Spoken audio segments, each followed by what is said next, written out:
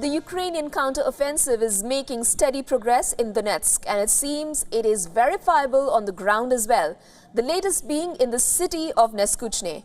Russia has not commented on the Ukrainian advances as of now. Meanwhile, Russian President Putin has said that Russia is considering withdrawing from the Black Sea grain deal, blaming that the West had cheated Moscow by not implementing the promises it made to get Russian agricultural goods to the world.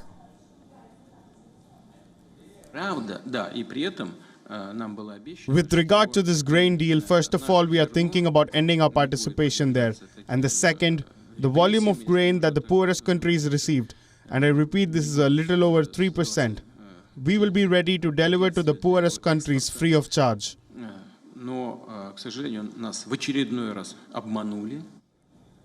The deal, which allows Ukraine to resume seaborne grain exports, was brokered by the United Nations and Turkey in July last year in a bid to tackle global food crisis. However, Putin has made it clear that Moscow would be getting out of this grain deal. Our next report tells you more about the ongoing Ukraine-Russia war. On this dusty road in southeast Ukraine, Reuters journalists have made the first independent confirmation that the Ukrainian military's counteroffensive is gaining ground. Now in its early stages, although Russia's government hasn't officially acknowledged the loss of this village or several others. This is the village of Neskuchne in the Donetsk region.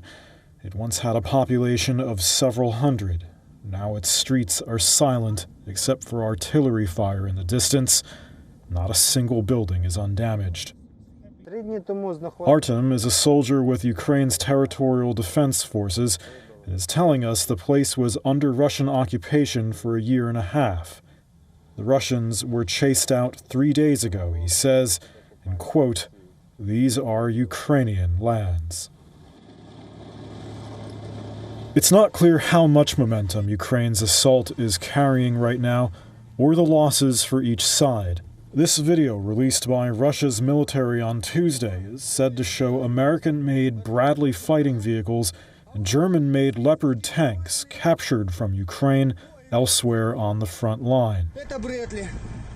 Reuters couldn't immediately confirm the account, or the location, or when it was filmed.